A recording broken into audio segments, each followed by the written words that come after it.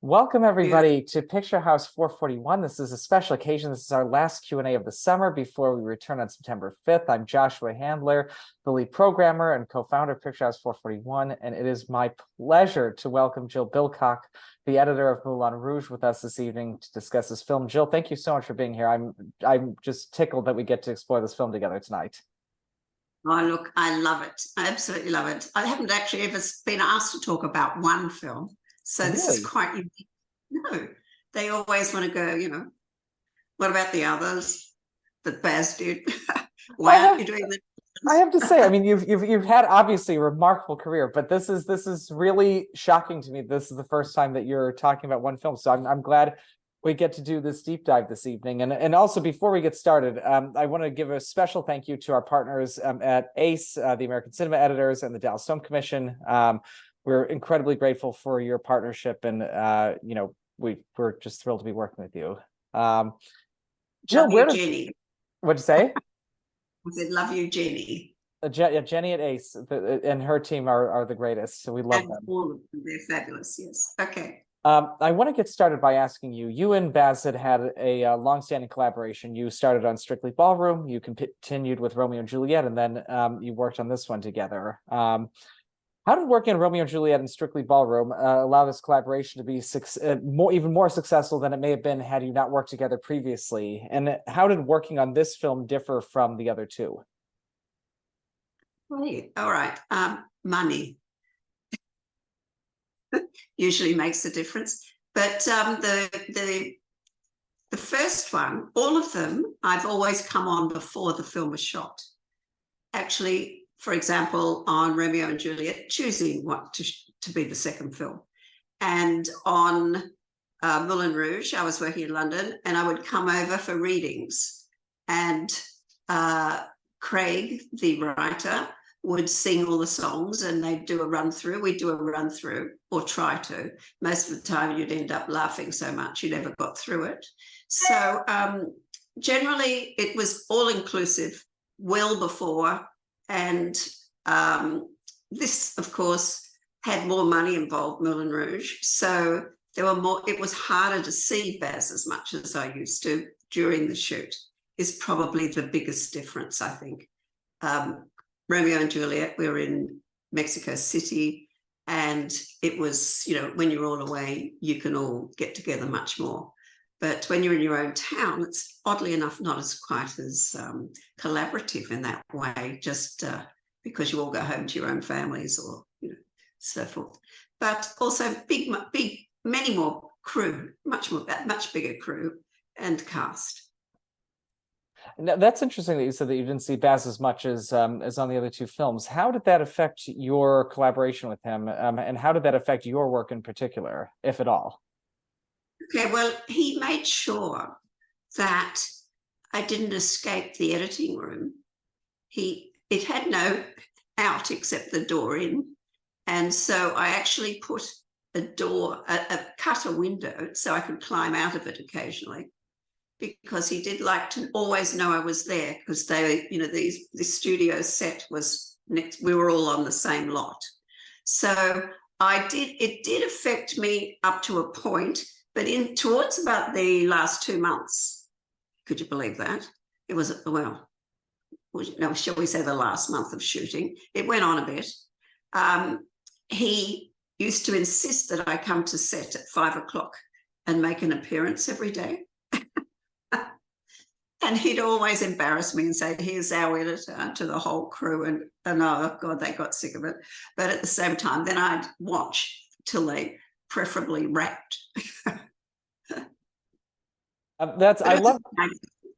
Oh, I was going to say, I love the fact that you said that you were on set, because in the documentary about you, Jill Bilcock, Dancing the Invisible, which, by the way, if anybody has not seen that in the audience, it is an extraordinary piece of work about Jill's life and career. But I know that in that film, Baz had you on the Strictly Ballroom set in order to make sure that he was getting all the footage that he needed. Was he doing that with Moulin Rouge as well, or was he just having you there to make an appearance then leave? A Strictly Ballroom was a completely different situation, because he shot the biggest scene, the end of the movie, his first 3 days of shooting. and it was a dance. It was a dance competition for the and a real one, so we could use the crowd, so we didn't have to pay for a crowd. It was all about saving money. So that one, I actually filmed some of the audience and did extra work on that one, and also we all went into the lab the very next morning to check the rushes. And then I said, because he'd never done it before either, and coming from the theatre, it was quite extraordinary. And he'd done about 32 setups in a day. So I just need to check what was missing. And then we went back to the empty dance hall and did the pickups on the Sunday. So the dance competition was on the Saturday and the pickups were on the Sunday. So that was all done like, you know, under a lot of excitable terror. I love excitable terror. Like that. But I think maybe the documentary might have said, I really don't need to know if you've got a huge setup and everything goes wrong. You know, the dog didn't walk in time, the baby cried, whatever. I don't care. If I don't like it, even if there's 5,000 extras, if it doesn't work, it goes. And I prefer to have that objectivity when it comes to decision making. That makes complete sense, and I think obviously that's something that distinguishes you and your work. You've spoken about how you decide what you want to achieve by the end at the beginning, if I'm not mistaken. What did you set out to achieve with Moulin Rouge at the beginning, and how did that change over time, if at all? The beginning and the end, to me, are just like so important. And first of all, they've got to set style very quickly. And because Baz's style is so unique, you have to know that you're in there and you are allowed to laugh and you are allowed to cry. It's heightened and you have to set it. So the beginning was very hard on this one. I must have done 14 cuts, and I was still doing it by the end, you know, the last day, I think, because I just didn't feel it was launching it properly. And the end, that's quite easy because it's a dance number and it was so, you know, so me. Really, that was easy. But launching the beginning, there always seemed to be something quite a little bit missing. Just to get into the world was very, very hard. And for you, what was the way into that world? And how did you work to introduce the audience to the style that you would set up in that opening maybe 20 minutes or so, and acclimate them properly? But I think the fact that it was so extreme, you know, you have the the Argentinian falling asleep and people screaming and yelling. It was to introduce the cutting as well, to be quite highly melodramatic and quite silly. So that happened with the intercuts, because there was a reasonably limited amount of footage of Ewan sitting at that typewriter and that room. So that wasn't really like me to start a film just with someone on one big long shot, not one of Baz's films, I should say. So it had to start injecting the characters, the father, the information, all the characters, bit by bit. And that's what that was all about. And that I felt we did do. And also then it just got crazier and crazier. So it was kind of for you easing the audience in a little bit before going all out in that first sequence of the Moulin Rouge. Is that correct? Right. But also it's about that you need to connect with what Baz would want, you know, which is he's hyperactive, hilariously funny, and so much fun to work with. So you don't really want to segment it into one kind of, you've still got to have those little valleys of emotional quiet, but I had to keep injecting his lack of patience and his hyperactivity into things. How do you find the right balance between the hyperactivity and you know, having a little bit more patience, and also with a director that is hyperactive? How do you work with that? How do you keep yourself level as an editor? Well, you just a lot, probably out of every 5 minutes, 1 minute for laughing and being silly. And that works every time. He, it's a joy to work with in the edit room. He's always fun. And also, I mean, I'm quite hyperactive too. So that doesn't, there's no problem really there. I can work very long hours and also be just as stupid. So basically, you two were a match made in heaven. Absolutely. I think so. I think it was very, very unique, the fact that he hadn't done it. I could teach him bit by bit in the beginning, say on Strictly Ballroom things. And we love, sorry, that's rain. Is that very bad for the audience? It's pouring here. Okay. I had no idea. Good. But he, no, I think he just, now I've lost my train of thought. I was talking about the. We were talking about how you two are such a perfect fit for each other. Oh yes, okay. Well, I think it's that thing about the fact that he saw himself as a young person with an old outlook. He knew all the old films. He knew about all the old opticals and stuff like that. And I saw myself as an older person with a young outlook. So those two things came together. And we bonded over tea making mainly. We always had to have beautiful teacups and time for tea and silliness. You mentioned that Baz is a lover of all the older films. One film that came to mind and comes to mind every time I see this one is All That Jazz, which was cut by the great Alan Hyme. Was All That Jazz a film that was on your Baz's mind when creating this film? He did mention, not on this film, but he did mention that before he did Elvis. Okay, so I sent him that picture of myself and Alan, which was at the screening of Dancing the Invisible. So yeah, he has good taste. It obviously shows in his work. Were there any films that were on your mind when cutting Moulin Rouge, or did you kind of wipe your mind clean and just focus on whatever was at hand at that moment on that film? The only thing that I would have probably sometimes sourced back to was, looking at very old things like Molière for the Moon and simple effects, like German expressionism and so forth, like going back to old black and white movies and doing more kind of slightly clunky effects. I like those. Nothing in particular really that I would say source, but yeah.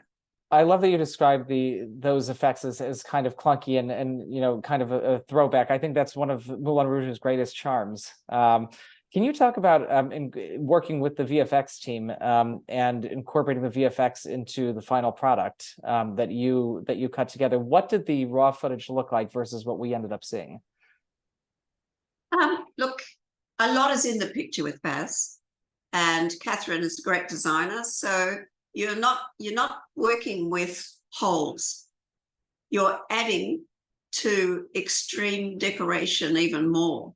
So, whether it's Kylie as a fairy or, the moon in the background or stars or silliness. It's really that the imagination just it runs away.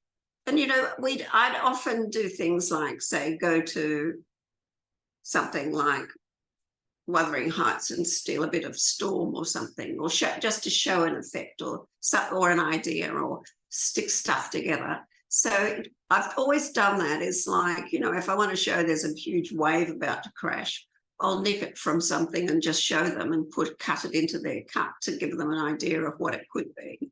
So we were like that, cutting and pasting and adding and adding and adding and adding. So the picture I woke up every morning dying to see the brushes. They were always surprising. Unfortunately, with the tango, those dancers did dance a lot, and there was a lot of footage there. But those days, you'd go, oh no, not more tango. I can't do it. It's so big, it's so big, it's so big, it's so enormous, this whole thing. But Baz would come in and he'd say, Jill, stop whining. This will end up in film schools. Well, I have to say, as I told you the other day, this one did wind up in one of my film school classes. So Baz was indeed right about that, at least in my case. It is funny, isn't it? It is very funny. Same here in Australia. So it's yeah. But he has that in all his films, that thing, that rush to the climax with mass stories all colliding at once, usually. In the 3 films I did, we're all like competing, and I'm going like, how do I do this constantly? I've got, how long will this take to bring all these characters to conclusion and all see them, what they're doing at the same time? So, because that's what happened in Strictly Ballroom, but that was cut on film, so that made it much harder to fiddle around, and that Strictly Ballroom, I didn't have enough footage, so I created more dance steps. And I cut up bits of magnetic tape to make more clapping, clapping, keep it go longer. So just so that I could do all that Baz Luhrmann dual storytelling.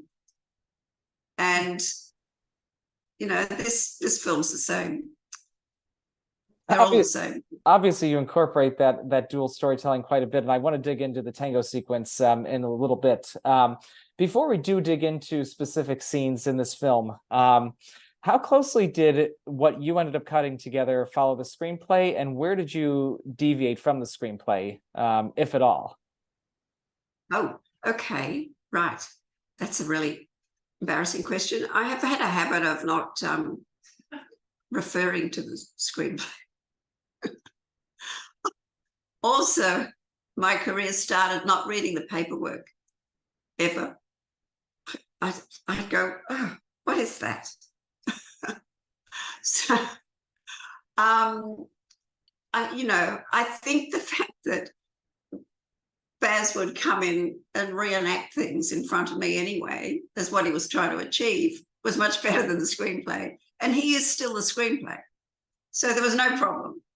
You just know you've got to come to an end conclusion and bring all these bits and pieces together, which are everywhere, So it sounds like, in a sense, the process for you is kind of intuitive, that you use your own internal guide as opposed to whatever is written on the page. Is that a correct characterization of your process?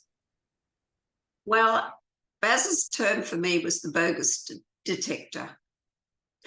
The what is it? The bogus, something that's the bogus true. detector. Okay. Bogus. It might be my Australian accent. I would never be a detector of burgers. I do like the burger detector. That's kind of amusing. But you are Jill the bogus detector. That's right. So that if I say, no, you can't use that, he'd know that there's something. So I usually kind of respond to emotional things and also to things that are artistically beautiful, because I come from an art background and storytelling just happened to kind of creep into an artistic expression that happened to be editing. That's wonderful. I have to say, let me ask you: was there a point at which the emotion was not working for you, and you felt that you had to use your craft in order to crank it up a little bit so that it would work? Well, I think the craft comes. No, he does emotion well. He does it, but the problem is, you have to work at creating the little troughs of quietness and emotion up against what is a style that I invented to suit a director, which is, a lot of fast cutting. So you need to keep, but we talked about that. He put a theatre graph on the wall and say, I want to be here by this time. And I'd look at him and go, yeah, if you're lucky, right, with what you've shot. But then it's just an idea, which is that there's this, and then there's this quiet moment, which might look longer and so forth. I mean, I didn't follow the graph because what happens is you go out and shoot something, and he is the master of this, of seeing something and then another idea will come out of it. And together, we were both very good at that, at coming together to go much further with material and rearrange it and fiddle with it and constantly work at it. So it was an evolution of storytelling. Nothing was really, there weren't any rules. I love the fact that you say that there were no rules, because what you at least set up in the finished product, there are, it feels, defined rules to the style, defined rules to what this film is, and you know, I think that creates some kind of semblance of coherence within the chaos of this film in the best possible way. Do you have any examples, though, of you two working together to evolve an idea into something completely different? I find that to be such a fascinating concept. I can't really. I mean, I think it's really just in the way you put the material together that you take it further. I mean, the concept is still the same, which is there's going to be somebody hurt in this scene, or, you know, sad, and somebody happy. But, you know, for example, the tango, I just had to kind of follow them somehow. I love the music, you know, the music is amazing throughout the whole film. So it's kind of easy, and we both kind of know that the choices, you know, whether I go to the, you know, to Satine or with the Duke at that time or whatever, you know, it's just an organic process of building and building and building and building. And I think he did a couple of extra shots of dancing, but, you know, by the end of the shoot on the tango used to happen all the time. It used to come back every couple of weeks. And I used to look at it every morning and go, right, okay, better do a little bit. I'll do a little bit, okay? Then I'll go to that easy scene where, you know, somebody's just having an argument for 10 seconds, which seemed like, you know, a gigantic scene, right? So, and then I'd put the tango aside again, and Baz would come in and go on, keep going, get back to that tango. And he said, then he'd go, I think I'll just do a bit more, you know, dancing. I'll shoot an extra day of that. So he would just keep building and building by what he was seeing I was doing as well. Maybe a couple more close-ups for the final end bit. But also it helped him know what he was going to shoot with, what else, you know, the other scenes that were happening, cutting to the Duke and doing those, and the type of shots. But, you know, when he talks to you, he kind of almost always, to get you fired up, gives you the impression that you're in some amazing story that is going to blow up into this gigantic, you know, sort of frenzy at the end. And it's going to be a finale. Every scene felt like it had to be a finale. So you kind of go through and then you think, how many more of these can I do? How high is this mountain I'm climbing? And that's why the tango had to be that mountain. And it worked, thank God. When did you, let's go into that sequence then a little bit. When did you know that sequence was finished? When did you know that you had properly scaled that mountain and gotten to the summit? I think when I put in all the extra scenes, and also that, you know, that when I got to the overhead shots at the end, when they come down and then we intercut and there's this violence and so forth, I knew it was, I kind of knew it, I'd got there. But the building originally was like endless, because I think I'd done it, and I'd suddenly get 2 more days of rushes of just people dancing. And I'd think, what do I do now? I thought I'd done that. So I think then that shows that he was getting excited even by the little bits, and I'd be getting excited when new material came in, and then we'd just keep going and going and going. I had no idea it was going to be the length it was or what would come out of it. But, you know, Romeo and Juliet, the first 15 minutes is the same. People had stuff on their phones. People, we shot stuff in the edit room just on our phones and intercut them and built. Went to, you know, got my assistant to go and photograph newspapers, stuff like that. All I knew is that if I don't sell in that movie the fact that this is weird language and you will be able to understand it, the movie will be a flop. And that's about signage, constant signage. Montague, Capulet, who this person, overnight buildings, billboards, type, everything, constantly setting up something for language only.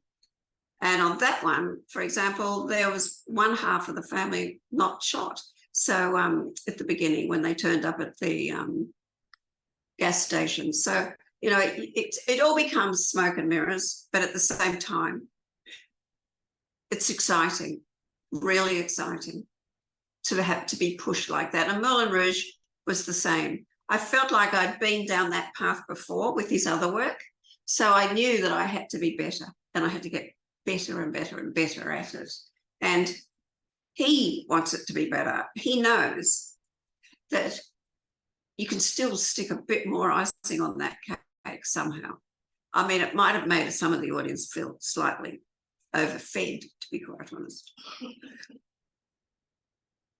I have to tell you, I adore this film because it is opulent, it is over the top in every way possible, but it's tastefully over the top. It's not over the top in such a way that at least for me, that I felt overfed. And I think so much of that is your work in restraining some of the excess of this material, even while indulging it in certain points when you need to. One example of that is the beginning, and we have a question from the audience from Kelly, who says, in the documentary Jill Bilcock, Dancing the Invisible, you told the story of cutting and recutting the opening of Moulin Rouge 15 or so times. What differed in those cuts, and do you feel like the 15th one was most clearly the best?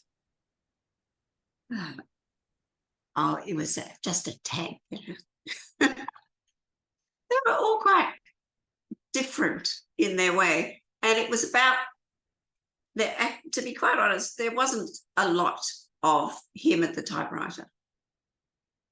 And, you know, lead stars go away and you're still cutting. The shooting is finished. So it was like a puzzle to how to, as I talked about before, when to intercut the father, when to intercut the other material, and when to use, because also I had to hang on to as much as I could without being too repetitive for later on in that room when we cut back to that, him at the typewriter also.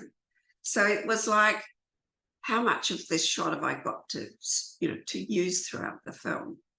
And I don't know if I 100% knew that I'd got there at the end, because it was, Baz was in somewhere else. I was back here and he was somewhere else. And I'm not sure why we kept it. A lot of them are quite similar, so I was not quite sure why I was recutting it. But there wasn't a light globe moment for me. I just knew that I'd managed to ease my way into those glorious nutcases that we were about to share the film with. And that's the main goal, isn't it? To launch that beginning and let you know it's going to be a musical and who all the characters are. So I felt that, I think then I knew that I had managed to introduce all the characters I needed to.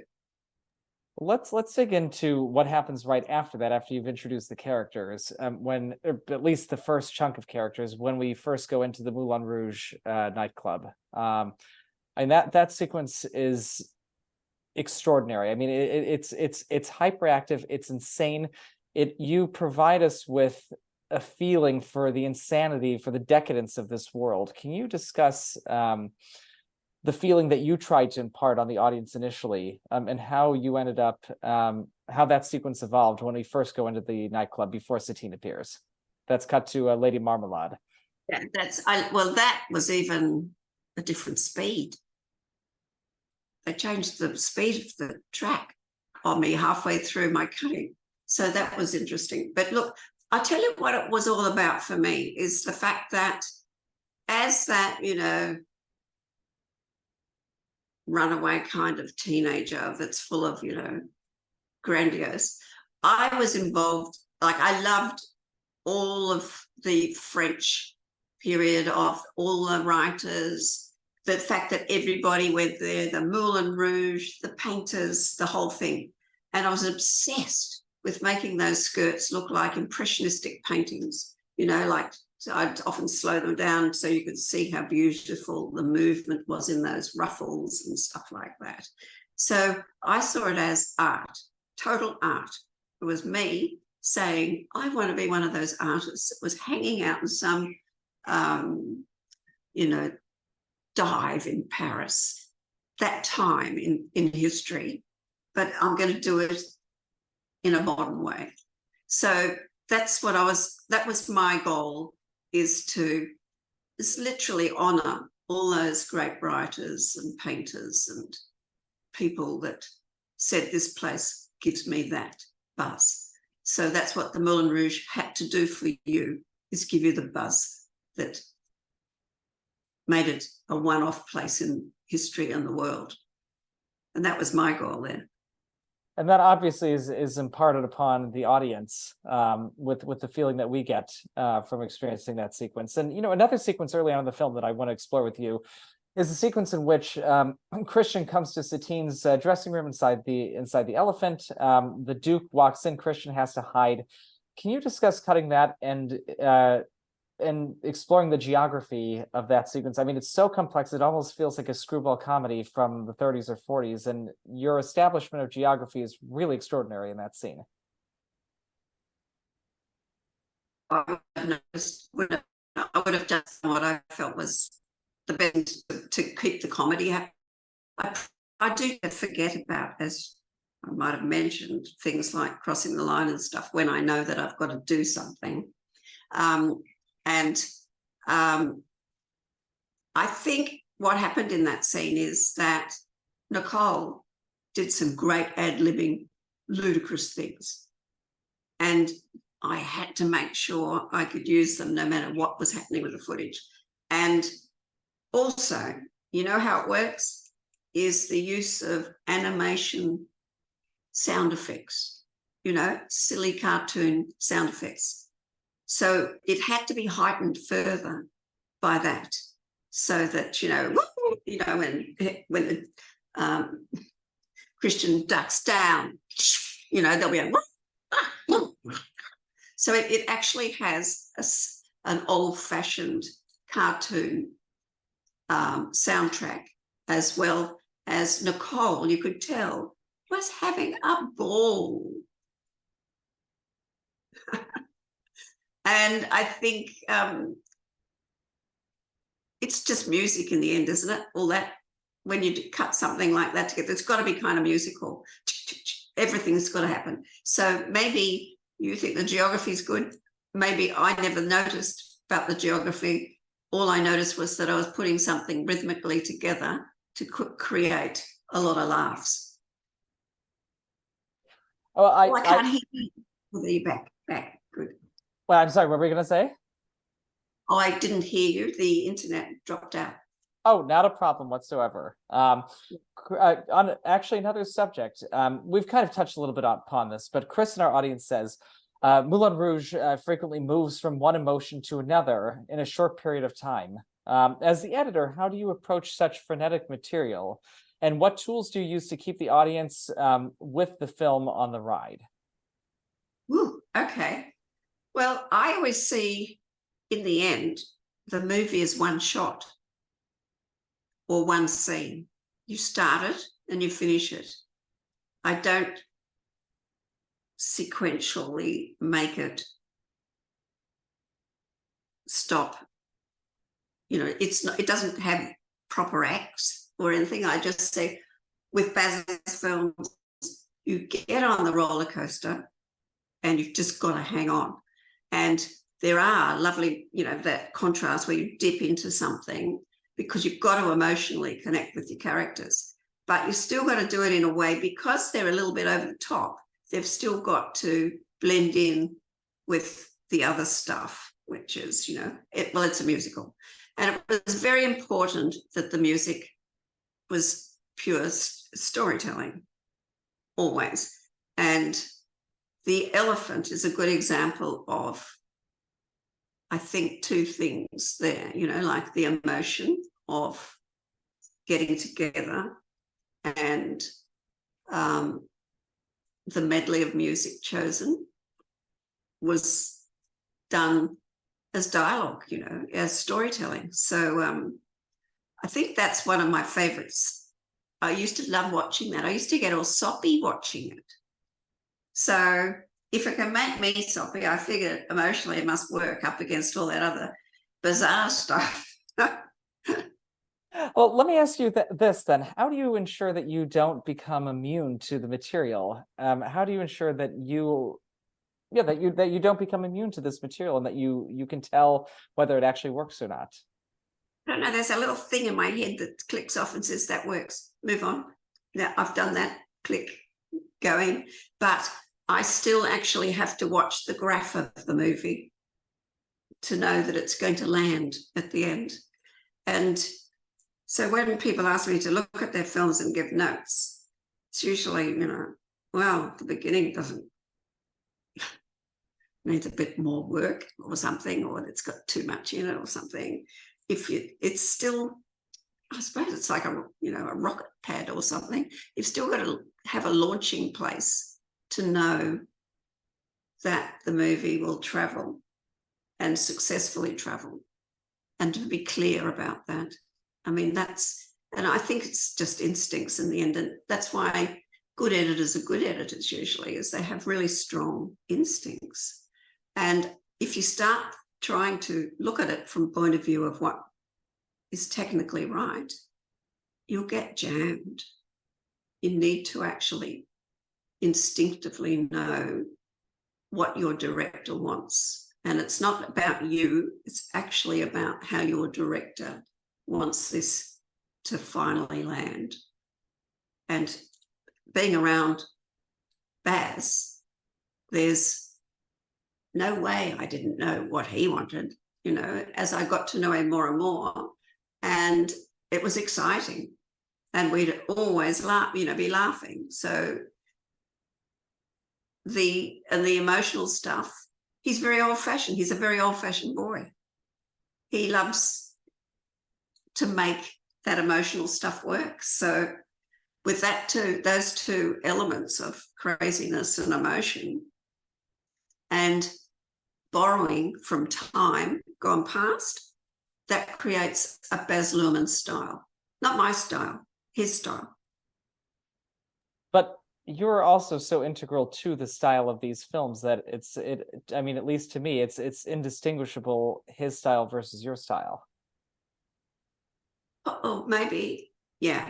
Then again, it's different when he did Australia, right? So that's very different.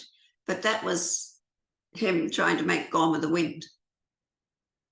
No, it's a very, very different. Australia is a very different kind of film, as you point out, from the first three that he made. You know, something that we've not touched on this evening that I find to be quite interesting is the choreography of this film. I mean, it's really energetic. It's really athletic choreography. How did you work to complement the choreography through your own work as an editor? Okay. Cha-Cha, the choreographer, and myself were so aligned. We were so into his crazy choreography in the first place. Like the Madonna song, like a virgin. That's totally Cha-Cha, high camp. And he's adorable. And, I've worked with him on the 3 films. So I understand where he's coming from, and I understand that Baz lets him go that far. So that's good. So it's not really a problem, but, he's funny, he's unique, and I just was prepared to take anything and not draw judgment, to be quite honest, even when it like a virgin changed its style from, say, some of the other so exciting type of things, but at the same time he gets Baz, and I think the 3 of us all got each other, basically. So it was great. It's wonderful to hear that all 3 of you were so in line. We've talked a little bit about the music in the film. Can you discuss when you decide to cut on the beat versus off the beat? I know that was a little touched on a little bit. I believe Shekhar Kapoor, who you worked with on Elizabeth, he was talking a little bit about your use of on the beat versus off the beat in the documentary. But can you discuss your decisions to cut on versus off with Moulin Rouge? I don't know. I just do it instinctively. I have no idea. I don't make those decisions, except that what causes a good effect. Music is, I have no music training at all. And for me, it's been the most driving force in my editing life, to be quite honest. I lay up unusual tracks as temps as well, do all sorts of stuff. And Romeo and Juliet, I put 3 tracks on top of each other, 3 bits of music going at once. And even sending on another film to Beltrami, I just loaded a whole lot of music tracks on top to show an effect of how far you could go. And they appreciated that. I don't know why, but I decided I was scared of music when I started. So, because I knew nothing about it. And then it turned out that instinctively I had something that I could offer emotionally to how the music should be. So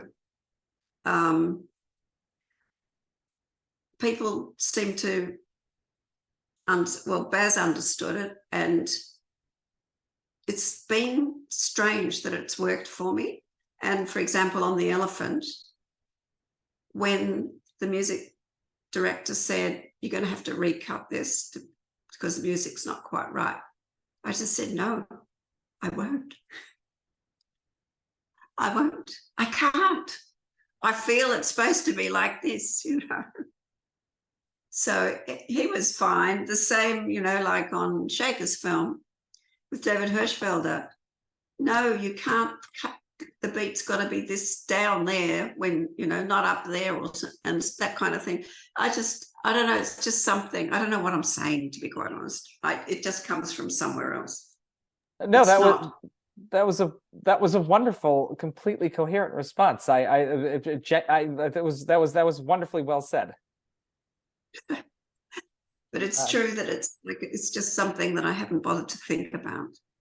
That's okay. Again, it feeds into the fact that so much of this conversation this evening thus far has been about how you work on instinct. So this is very on track with what you've said before.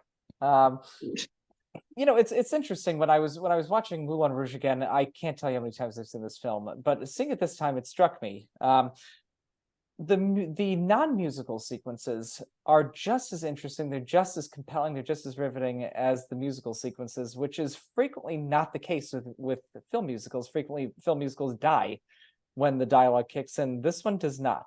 How did you work to ensure that would be the case, that the dialogue sequences and the musical sequences were equally compelling?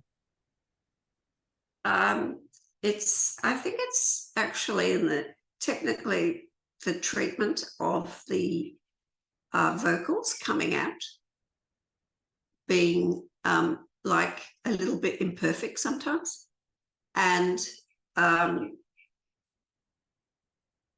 my partner is a very world-renowned sound engineer who constantly banged on about it has to be in the right space. You know, you've got to get it back into the space. So I was helped a lot by Roger Savage with his technical ability with music. And I think that it kind of always merged properly. It doesn't, you know, like I've got this problem where I hate when people cut on atmospheres really suddenly to show you going to the next scene. I have to cushion through, you know, unless I want a shock. I have this, you know, so I think it's a natural instinct of that. All that thing that I talked about is that I feel like what I'm making is just one cut, one thing from beginning to end. So please, unless I need to create some terrible stop for a dramatic effect, I feel like you should be on that ride and then just get off at the end. So that was always on my mind, coming in and out of everything, to be quite honest. You've said that you like to surprise whichever director you're working with. Did you ever find yourself surprising Baz over the course of the edit of Moulin Rouge? I can't look. He doesn't unpick a lot of stuff, you know. But I think he knew he was working so hard on that film because he had to break away from me to go and do the recording of the music in the final area. So I was kind of a bit more alone. I could get out the window or get out the door instead of climbing out the window by then. So I think he expected what he got, because you've got to realize I did a lot of stuff during that, before that film was made, with rehearsals. I cut them, how fast, and showed them with people just in their ordinary clothes rehearsing and stuff, and cuts of other things. And I got shots from old movies and put them in there as well, and showed style, how I was going, you know, both Baz and I would, or what Baz would like. So stylistically, we knew the journey very, very well. And also, you know, he would ask me halfway through the movie to cut 15 minutes of wildness for the crew. And if there was an actor not feeling kind of quite great, like because everybody gets tired and wants to mutiny halfway through, you know, like, so I'd have to he'd say, could you just do something for Nicole of some of her scenes? So I'll just make a little bit of wild stuff for her of some of her things and send it to her, and just as mood uppers. And you know, I'm used to doing it. I can do all that stuff very easily. It's not a problem to start from scratch. He'd be surprised by those things, you know, that are off script, that are just people pleasers, I suppose. That's very interesting. I've never heard of we've had quite a few editors on here and over my past couple of series, and I've never heard of anybody using that technique before, of using certain sequences as confidence boosters to actors. That's fascinating.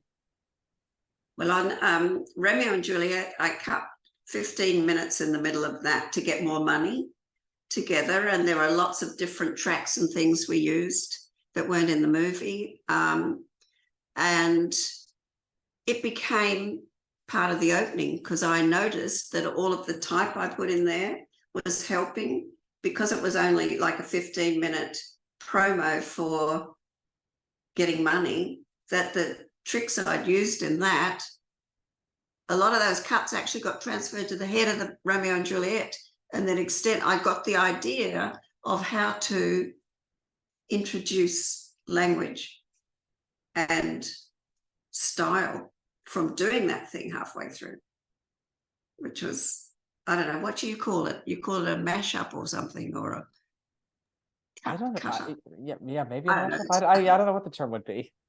No, there was, they say, they often usually get the assistant to do something for the wrap party.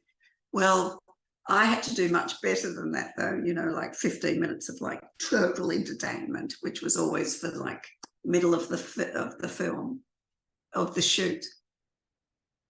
That must be such an incredible amount of pressure. But That'd be surprising. Yeah, that'd be surprising for him. I can imagine.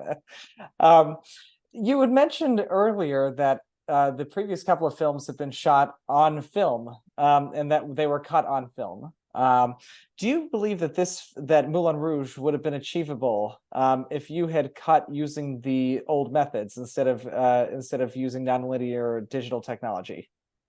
No. So Romeo and Juliet was digital as well, nonlinear. So I couldn't have cut that on film. Only Strictly Ballroom was on film, and films like Muriel's Wedding, stuff like that. But what that did for me was help me choose my editing device. Because like Thelma, I use Lightworks. And you have this, you've got hardly any controls. They're quite limited. You don't have to make choices on how you get onto it, like an Avid or anything like that. And you've got a device which was the same as when you run film. It goes backwards and forwards. It's like a lever, and it'd be like just working on a Steenbeck. So that for music for me is a must.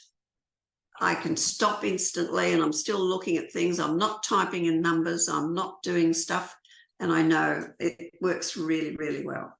So, and I know Thelma Schumacher, also probably Scorsese, really appreciate it too, because it takes you from that old world to the new world gracefully and gives you more control without the clutter of so much technology constantly. But, it was on Moulin Rouge, we had to break a lot of professional don'ts, and we had an American, Patrick Gregson, organised to be able to link, tie together all these machines and look after me with that system, and it worked incredibly well. So I'm still using it.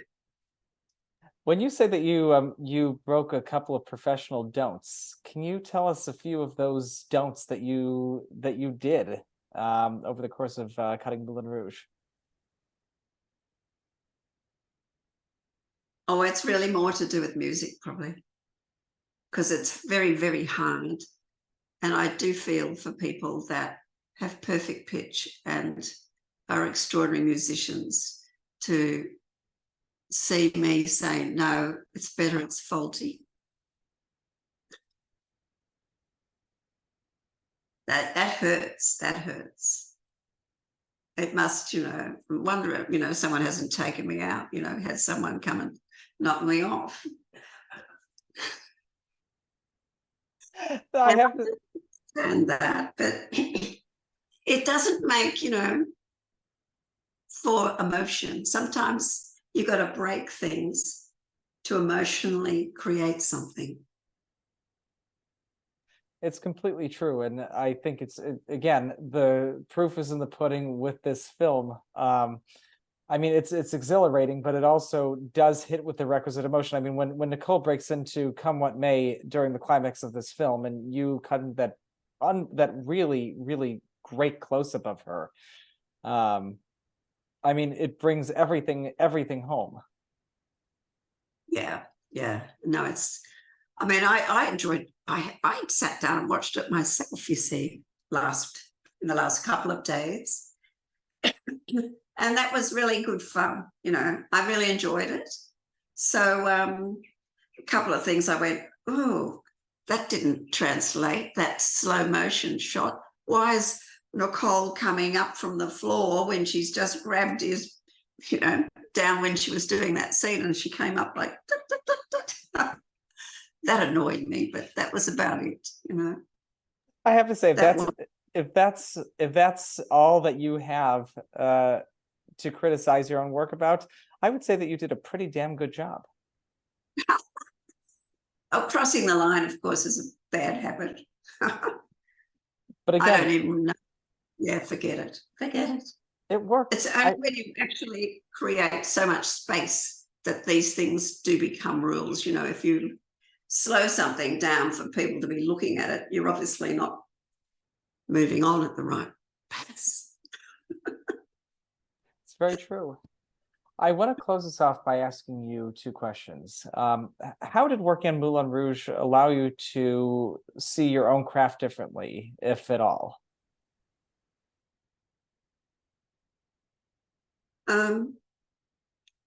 I think that oh gee, it didn't, it just it was something I knew I was doing because of a director. And then I crossed over to Sam Mendes, which was for Road to Perdition. And I remember reading an article in one of the LA papers like, oh, she can cut film, meaning she's hopeless.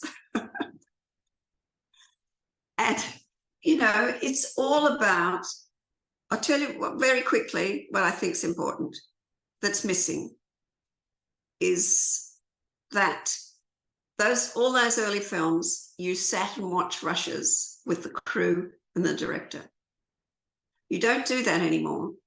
A lot of things happen out of that. You feel the audience already in the room, even though they're just the crew.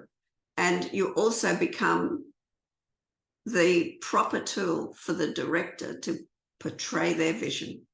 And I'm finding that quite a sad thing, because what it's opened up is other people who aren't the director giving notes too often.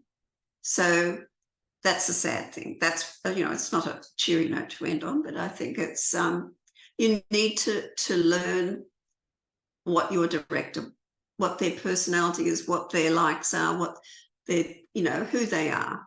I always ask for them to send me their favorite music, all of it, so I can find out who they are. And that helps. Well, I'm going to close this off on a more positive note by asking you, we're talking about this movie 22 years after its release. And I have a hunch that we will be talking about this movie for decades to come. Why do you feel that this film has stood the test of time? Why do you feel that we will still be discussing this film decades down the road, if you do feel that way? I do feel it. I'm very, very proud of this film. And I feel that it's taken pieces through history and added them together and brought it into the real world. And oddly enough, it's still alive.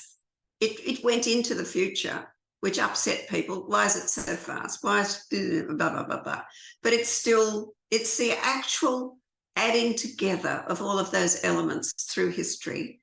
And generally, it's a good story. It's a well-known story.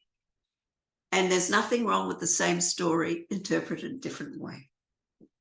It's very true, and it is a really sturdy, solid story that works, and it has the power to move people. Jill, I can't thank you enough for being here tonight. I have to tell you, this has been such an extraordinary hour, and I really appreciate you spending time with us and lending insight into the process of creating this masterpiece of cinema. So thank you very, very, very much for being here tonight. Thank you. I wish I could have seen the audience. We are so grateful on that subject to our audience for being here tonight. Thank you everybody for your questions. Thank you for being here. A quick announcement as to what we have upcoming. Our next Q&A will, after a brief break, will be Tuesday, September 5th at 8 p.m. Eastern, 5 o'clock Pacific, with renowned producer Anthony Bregman on Eternal Sunshine of the Spotless Mind. We've also just announced our October titles, and You can find those on our website, picturehouse441.com, and we are at Picturehouse441 on social media. Good night or good afternoon or good morning to everybody in our audience. And Jill, thank you again for being here. This has been such a pleasure. Thank you. Goodbye, everybody. Bye-bye.